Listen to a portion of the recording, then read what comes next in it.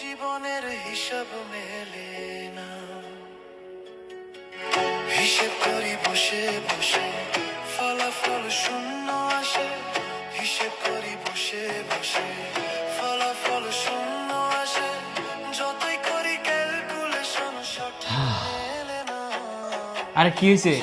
আপু তা একটু রাস্তাঘাটে ঘুরে গিয়ে আয় আব্বা হ্যাঁ, আয় যাই দেখে।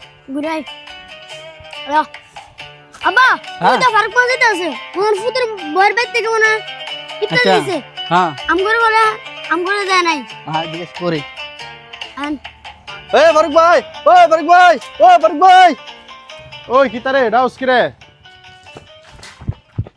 হ্যাঁ ফারুক ভাই আমরা তো মানুষ বলো না, কি রে? আপনি ফুতের হওয়ার থেকে ইস্তারি না খাইলাম, আমরা কোনো খবর টবর দেন না, দাওয়া টাওয়ার দেন না। আরে না ভাই, তোর ফালাই আমি খাইতে পারি? আইসা না বিয়ার বাড়ির খানা আইলে তোর দিমু লই খামু সবারে। খাওয়াবেন ঠিক আমরা লুকাই লুকাই থাকেন, আমরা বুঝলাম না। আছি একটু মানসিক টেনশনে আছি, এজন্য একটু বাইরে কম যাই আর কি। নামাজতে খাইলাম। আচ্ছা আচ্ছা কিরে ফুত, তুই না কইলি ফারুক ভাইয়ের ফুতের হওয়ার থেকে ইস্তার দিল, তুই না বললি? তাহলে মনে হয় আব্বা দিছে না আচ্ছা আচ্ছা শামিমা, আমাদের নতুন নতুন বিয়ে হয়েছে। এ বাড়িতে আমি, আমার বাবা, আমরা হলে তোমার সবচেয়ে আপন। তো তুমি বাইরের কোনো লোকের কোনো কথা কানে নিও না, ঠিক আছে? আপনি কিছু মনে করেন না, আমি কারোর কথা শুনবো না। আপনি যা বলেন আমি তাই শুনবো, বাইরের মানুষের কথা আমি শুনবো না। বাবা মা আর আপনার খেয়াল আমি রাখবো। কিছুক্ষণ পরে আজান দিবে, আপনি নামাজে যান।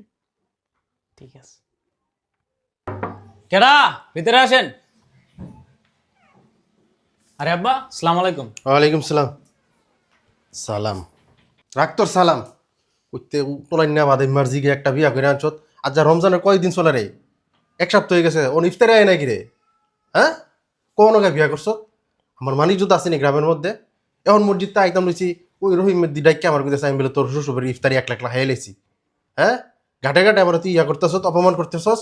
হ্যাঁ, দোকান ফাটে কোনো জায়গায় যাইতে পারি না। বিয়া মারাই আইছে গা, কখনো গায়ে বিয়া করছ? সমানে সমানে নইলে আত্মীয়তা চলে না। আমার কথা শুনছত না, না হুইনাকে বিয়া করে আনছত। ওন আমার মান ইজ্জত যেমনি বাস এমনি এই ব্যবস্থা কর। আব্বা, ইফতারি কি সব? আপনার বৌমা তো অনেক ভালো, আপনাদের কি খেদমত করে না? আর না করলে আমারে কইবেন। রাখ তোর হেদমত।